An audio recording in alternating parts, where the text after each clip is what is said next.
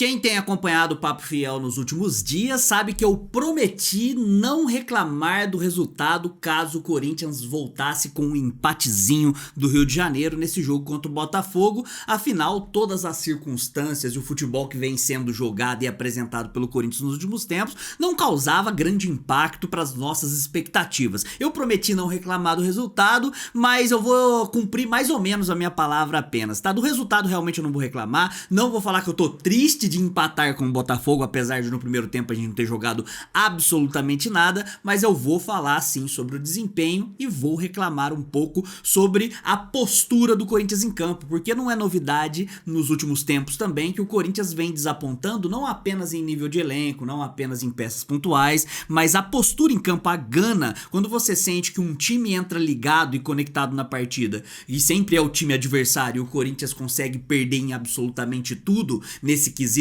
extra técnico que a gente tem no Corinthians, nada tem a ver diretamente com as mudanças do Dorival para fazer dois tempos tão distintos, porque a gente começa um primeiro tempo contra o Botafogo em outra rotação completa que qualquer elenco conseguiria entregar um pouquinho mais em relação à vontade, beleza? Então temos algumas coisas aqui para poder conversar. Mais uma vez o resultado foi um resultado dentro da normalidade, Botafogo 1, Corinthians 1 no Engenhão. Deixa o seu like aqui embaixo a partir de agora, deixa o like na confiança. Chegou no final do vídeo, você não gostou do que foi falado, aí você tira o like, deixa o dislike. Não confunda o que você achou da partida com deixar o like aqui, o like fortalece a comunidade e se você tem condição de fortalecer financeiramente também, além do like, ajuda demais se você mandar um valeu, que é um coraçãozinho que tem aí, né? E aí a tua mensagem fica em destaque, eu faço questão de responder todas, né? Dou destaque nos outros vídeos também e tem a opção da nossa chave Pix, a chave Pix tá fixada no primeiro comentário aí, é pix.papofiel@gmail.com, beleza? E se inscreva no canal, aquelas coisas, compartilha, né? Vocês sabem como é que funciona, hypa o vídeo,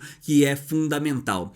A escalação, vamos só narrar a escalação aqui pra vocês. Eu vi muita gente cornetando, muita gente, sabe, completamente indignado. Meu Deus, o Dorival pega aquelas roletinhas de bingo e fala que ele tá escolhendo daquele jeito o time, mas pra esse jogo especificamente de hoje, alguém tava esperando outra coisa que não fosse controlar a carga dos jogadores, alguns atletas que são muito importantes, que a gente não pode se dar ao luxo pro jogo importantíssimo, o derby contra o Palmeiras na Copa do Brasil não tá em campo. E aí teve gente falando, pô, mas aí o Corinthians tá perdendo aí no segundo tempo entre os caras. Pelo menos teve um controle de carga. Eu sinceramente não vi com toda essa, sabe, com todo esse terror a escalação, que começou com o Hugo Souza, beleza, dentro do previsto. Léo Maná, já a gente fala sobre ele, João Pedro Tchoca, Kaká e Angileri, Ranieri, Charles e Bahia, André Carrijo, Thales Magno e Romero, tá bom? Vamos pensar aqui, peça por peça, o que a gente tem em relação ao elenco. Eu cansei já de falar aqui milhares de vezes que o elenco do Corinthians é limitado. O que eu quero dizer com isso? Eu não quero dizer que o Corinthians tem um time, sei lá, pior do que o Sport quando ele tá dentro de campo, em nível de empenho, em nível de condições de conseguir ser competitivo. Eu tô falando que o elenco do Corinthians tem limitações de equilíbrio. Olha só o exemplo claro, e eu vou puxar o Léo Maná. Quando a gente tem o Mateuzinho me faz sangrar os olhos. É um jogador que não pode vestir a camisa de um clube grande, de um clube de Série A, de um clube como o Corinthians. Ele não pode, ele não tem condição técnica, ele não tem condição tática, ele não tem condição de inteligência, é um jogador horrível. Aí você chega pra mim, quando eu dou essa grande cornetada, essa crítica ao Mateuzinho, e fala, beleza, Dalba, tudo bem, eu tô fechado com você, mas quem que vai colocar então? Aí eu vou ter que te falar que o titular do Corinthians hoje é o Mateuzinho. Porque quando a gente olha para o banco de reservas, a gente tem Léo Maná, que é praticamente um não jogador. Na base já não se destacava a ponto de valer a pena ser colocado no time profissional, pelo menos em comparação aos últimos anos, quando a gente fala de lateral. O Corinthians teve outros laterais mais encorpados que não tiveram oportunidade, as oportunidades que o Léo Maná tá tendo no time do Corinthians. E aí é muito discrepante. Ou seja, o Mateuzinho, que é ruim, é um lateral ali nota 4, nota 5 no máximo, sendo muito gentil, vai ser comparado ao Léo Maná, que é uma nota 0, nota 1, e aí fica muito discrepante. É um elenco limitado, é sobre isso que eu falo muitas e muitas vezes. Quando a gente pensa na linha de zaga, hoje a gente entrou, por exemplo, aí com o Tchoca e o Kaká. O Kaká hoje é titular absoluto do Corinthians, muitas vezes ao lado do André Ramalho, e se juntar o Kaká dentro do cu do André Ramalho, não dá um zagueiro que presta. Aí a gente olha pro João Pedro Tchoca, Carioca, que é a opção que a gente pensa, cara, esse cara pode render um pouco mais, e aí ele não consegue nos oferecer em alto nível que faça jus à camisa do Corinthians. E o outro é o Gustavo Henrique, que fica mais no departamento médico do que realmente joga. Na lateral, a gente tem dois laterais que brigam, que também, se juntar os dois, não dá um lateral mediano que consiga realmente vestir a camisa do Corinthians, Matheus Bidu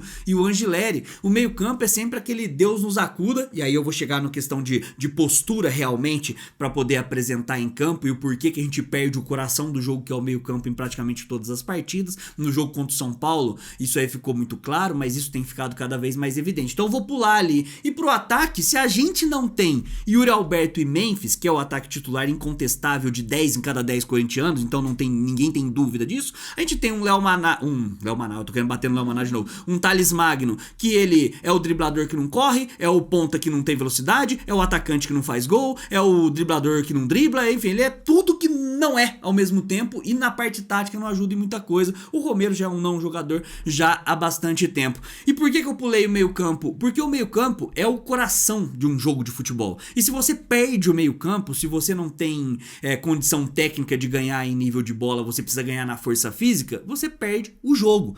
E é assim que o Corinthians tem entrado nas partidas. Nesse jogo contra o Botafogo, o primeiro tempo foi desesperador, e aí não dá pra falar, pô, mas os caras que entraram são ruins. Beleza, eu concordo, os caras que entraram não têm condição de vestir a camisa do Corinthians, mas você não pode perder em nível de vontade. Enquanto o meio campo do Botafogo tava dando carrinho, tava realmente a bola, não existia bola perdida no primeiro tempo pros caras, a gente chegava sempre atrasado. Era sempre um carrinho que você dá o carrinho pra não chegar, é sempre uma dividida que você dá a dividida pra não ganhar, é sempre um pique que você dá um pique pra chegar depois do cara. E aí não dá pra gente tolerar esse tipo de coisa. E isso vai além de comissão técnica, vai além de diretoria, vai além de outras coisas que a gente fala sempre aqui que são mais complexas. Vai de brio do jogador. O jogador do Corinthians não tem brio. A impressão que eu tenho é que eles não querem ganhar o jogo, ou pelo menos não querem tanto quanto o adversário sempre quer. No segundo tempo isso aí mudou. Aí vão falar, e com certa razão, que foi por conta da porrada de mudança que o Dorival fez, né? Fez 4 mudanças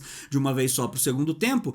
E aí, beleza, isso aí fez diferença. O Yuri Alberto, né? Voltando agora, Memphis entrou 4, digamos, titulares. Mas você percebe que a postura do meio-campo mudou também. Aquela bola que a gente tava dando carrinho pra poder tirar com a perna encolhida, aquela bola que a gente corria e não chegava, a gente passou a correr pra chegar. A gente passou a correr pra dividir. A gente passou a correr pra ganhar. A gente começou a sofrer faltas porque a gente impedia o time do Botafogo de recuperar a bola, dando pelo menos o corpo e a força física para os caras disputarem com a gente. É o que eu falo já há tanto tempo aqui no canal, o Corinthians não consegue ser competitivo com os caras. Eu não tô querendo que o Corinthians seja o PSG, não tô querendo que o Corinthians seja o Chelsea, o Bayern de Munique, o Real Madrid, não.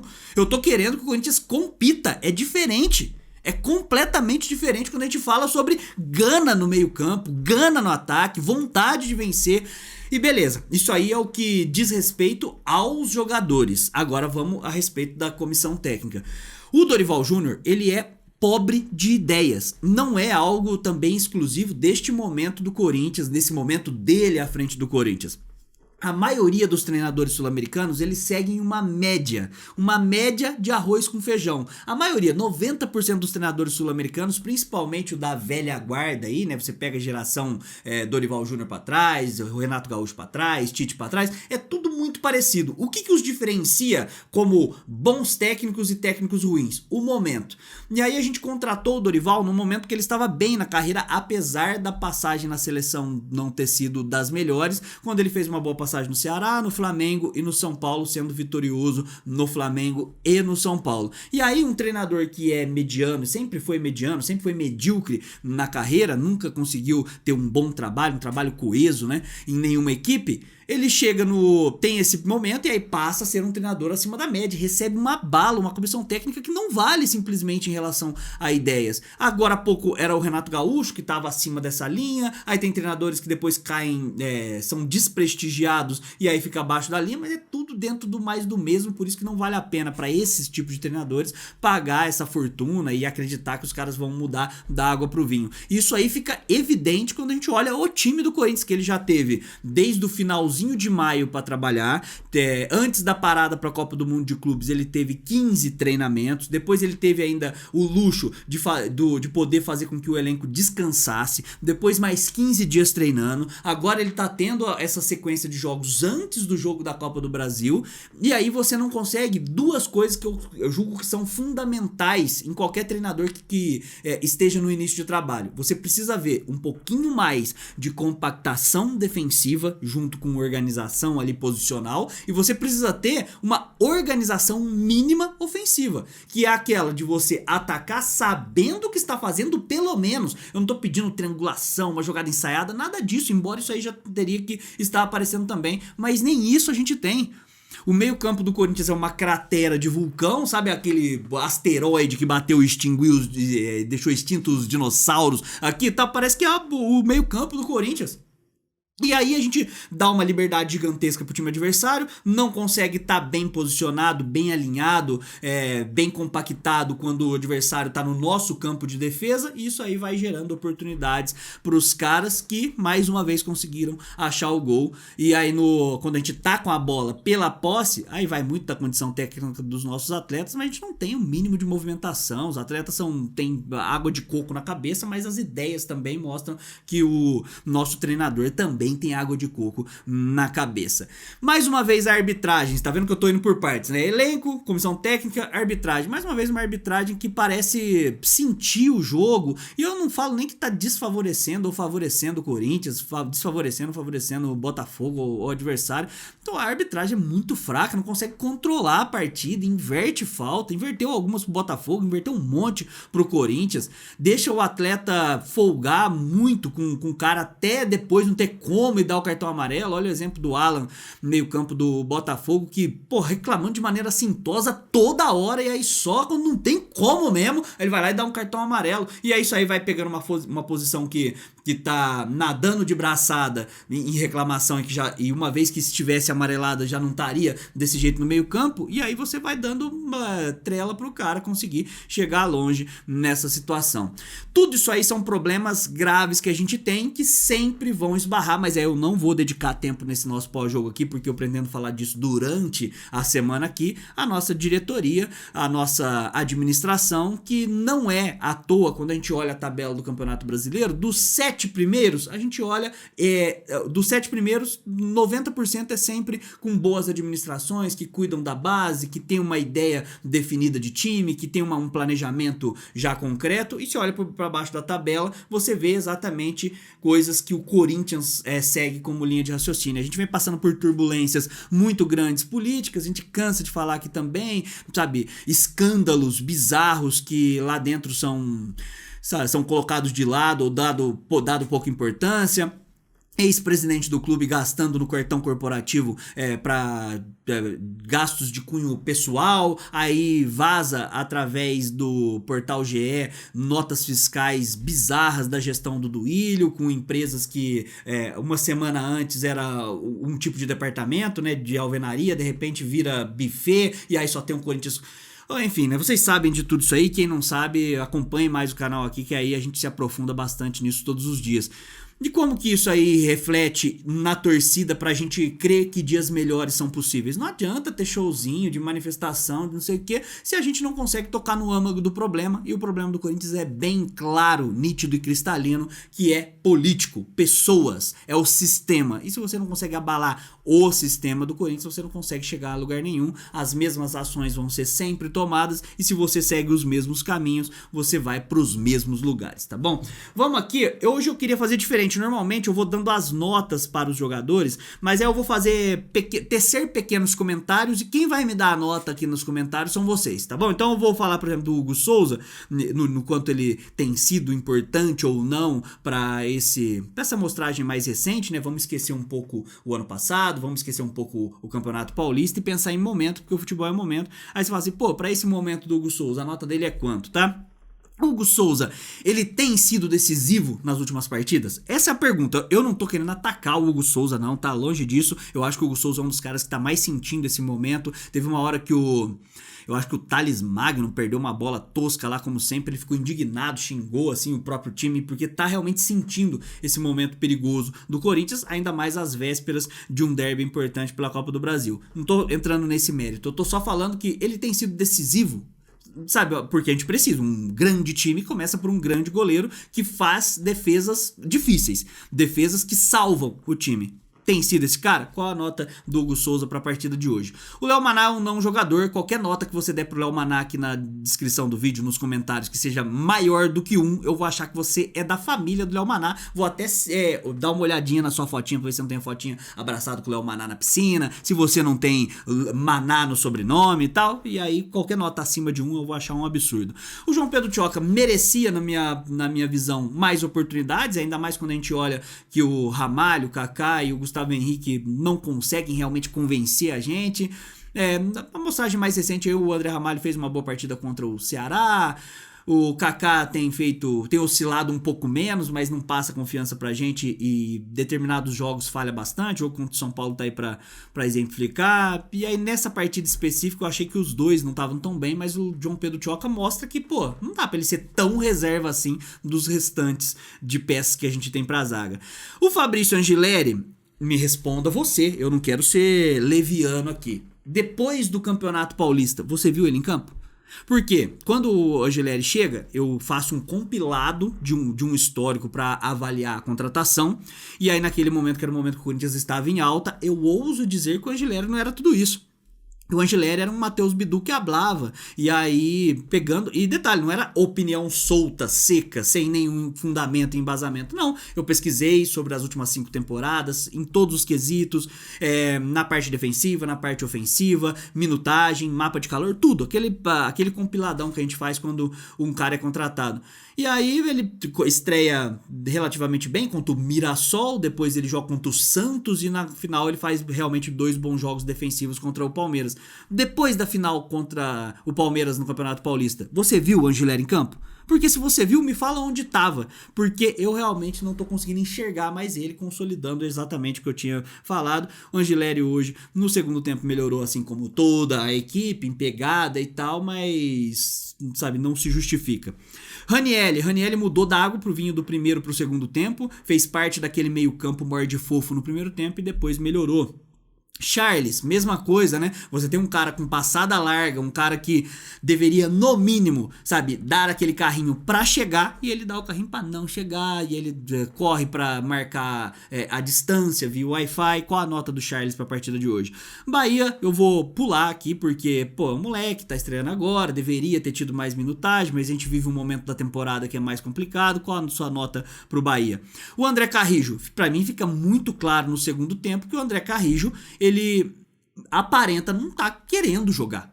Depois do Campeonato Paulista é outro que também desapareceu, mas faz um primeiro tempo fofo, um primeiro tempo onde você não tem o mínimo de empenho, que você corre meio com o corpo mole assim, aí no segundo tempo melhora, dá água pro vinho. É só o quê? A conversa no vestiário, os caras enfiaram uma tomada no cu dele, ele começou a jogar no segundo tempo. Então tem bola pra jogar. Se não quiser jogar, aí ele tem que ter hombridade e falar, ó, não quero jogar, eu fico aqui em São Paulo, força um cartão, faz que nem o Memphis, tá? A hora que não quiser jogar, força um cartãozinho aí que a torcida vai babar ovo. Thales Magno, pra mim, é um não jogador. Pra mim, é um jogador que a gente não pode esperar absolutamente nada. Tentou uma cabeçada lá e tal, pouca coisa. Então, se for pra esperar isso de um jogador que tem grife e que custa pra grife, é melhor ali acabar esse contrato de empréstimo quanto antes e nem ousar renovar com esse maluco. Mesma coisa vale aí para o Romero. Eu acho que eu perdi as contas de quantas vezes eu falei. Antigamente, que já era terrível, o Romero fazia 9 jogos ruins, um jogo bom, e aí vocês mamavam o cara. E aí eu tava sempre nessa. Pô, o Romero faz 9 jogos ruins, de repente ele faz 2 gols ali, e aí vocês começam a mamar o cara. Agora ele já tá a 300 jogos ruins, ele já tá com 29 jogos ruins pra um jogo bom. Faz tempo que o Romero não aparece, mas aí eu já sei como é que vai acontecer. vai chegando mais próximo do final da temporada, o contrato vai acabando, aquele contrato que agora não tem uma renovação automática, ele vai fazer 2, 3 joguinhos bons e aí já vai ser o suficiente pra torcida querer a renovação. No segundo tempo entra o Mateuzinho, que aí eu já falei o que eu achava dele aqui no começo do vídeo, né? Que por mais que seja um jogador medíocre que não deveria vestir a nossa camisa, é o que é, né? É o que tem para lateral direita. Olha só, entrou todo mundo, os titulares, né? Entrou a Liga da Justiça pra nós lá. Mateuzinho e Yuri voltando aí de lesão. Como faz falta o Yuri Alberto, hein? E eu que sou um profundo crítico dele. O Memphis Depay, Matheus Bidu e o Bidon. Ou seja, o que a gente tem de melhor entrou no segundo tempo. A pegada melhorou muito também. E por ter melhorado a pegada, melhorou o nível de desempenho no meio campo. E a gente conseguiu achar um gol num cruzamento que o Angileri joga pra área. Não lembro quem, acho que foi o Ranieri que cabeceou pra trás. Aí o João Pedro Choca, sabe, resvala meio que no susto assim. Aí parece que ele ajeitou pro Memphis, mas ele nem tava vendo que o Memphis tava ali. Memphis finaliza, foi importante na partida. Gol nosso, 1-1, e o Botafogo não conseguiu encontrar. Achei que foi mais prejudicial pro Botafogo esse resultado do que pro Corinthians, porque o Botafogo fez realmente um primeiro tempo que merecia ganhar de mais gols, né? Um primeiro tempo mais encorpado, e o Corinthians fez aquilo lá que poderia ter já acabado o resultado já no primeiro tempo. Conseguimos nos recuperar, como eu falei, do resultado eu não vou reclamar, é ótimo resultado aí dentro das nossas limitações, e agora temos uma pedrada na Copa do Brasil que vai precisar jogar muito mais bola, e é aqueles clichês, né? Dava, mas cada jogo é um jogo, aí é 90 minutos, clássico é clássico, e vice-versa, aquele monte de clichê da bola aí que é o que é, beleza? Mas se não jogar bola contra o Palmeiras, toma um pipoco na ida e na volta, então precisa jogar muito melhor do que vem jogando desde a chegada de Dorival Júnior, tá bom? Comenta aí embaixo o que você achou da partida, não esqueça de deixar o like, se inscrever no canal e ativar o sininho, e quem tem condição, mais uma vez, estamos aí no final do mês, então final do mês eu sei que tá apertado pra todo mundo, mas quem puder fortalecer financeiramente é o que dá vida aqui pra gente poder trocar ideia com este papo reto de sempre. Tá aí a nossa chave Pix no primeiro comentário fixado, pix.papofiel@gmail.com, ou tem a opção do Valeu, que vai ser muito bem-vindo, e eu faço questão de responder todos que fortalecem financeiramente o canal, porque eu acho que é justo, né? Uma via de mão dupla. Valeu, muito obrigado, até a próxima, vai Corinthians, e contra rival é poucas ideias, tá chegando agora o rival aí na próxima meia da semana aí, fudeu.